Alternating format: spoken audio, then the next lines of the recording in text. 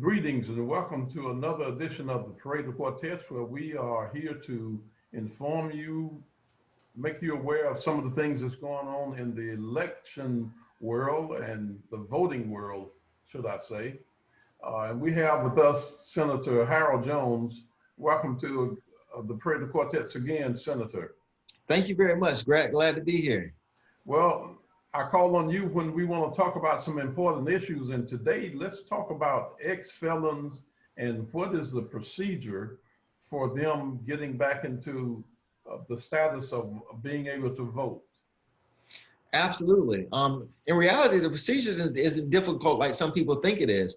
Quite frankly, it is once you get off paper, so to speak, you're actually eligible to vote. So once you get off paper, you can actually go just re-register and you're actually eligible to vote. A lot of persons get confused with terms about restoring your civil rights or things of that nature, but that's not really the case. Once you're finished with your probation, you can actually go re-register to vote.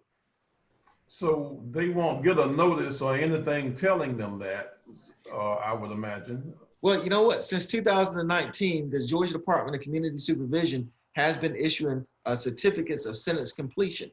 So they've been doing that since 2019, not meaning that only those who are convicted after 2019, that's just when they started the process. But anybody actually is eligible to get this certificate of sentence completion, which then you can take to the Board of Elections and make sure they understand that you are off probation and you are eligible to actually vote.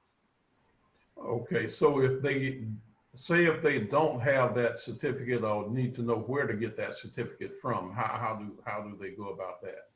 Right, so if they don't have it, technically they should be actually still eligible to vote. But if they don't have it, I can give you a number, and it is 678-783-4337. And that is 678-783-4337. And that goes to the Department of Community Supervision, okay. And you just ask them about getting a certificate of completion. Is it a long process to get that?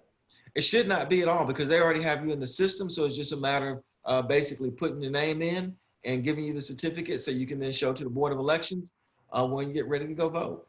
Okay.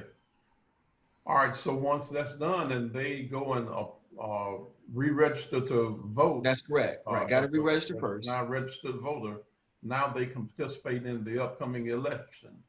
Right, then they'll have an opportunity to participate in the upcoming election, especially like the runoff election that will be taking place. The registration period, I believe, for voting is starting to dwindle down, but hopefully they can get that done and go ahead and re-register for the presidential election. Okay. All right, well, good. All right, so that's good information. If they once they get that information and they want to get registered, then they just go to their local Board of Elections registrar and register to vote. Right, that's exactly right. That's all you got to do. Okay. So get the certificate of completion and go down there and register. So it's not as difficult as it sounds. No, not at all. Not at all. Well, good. Thank you for the information and thank you for sharing that with us.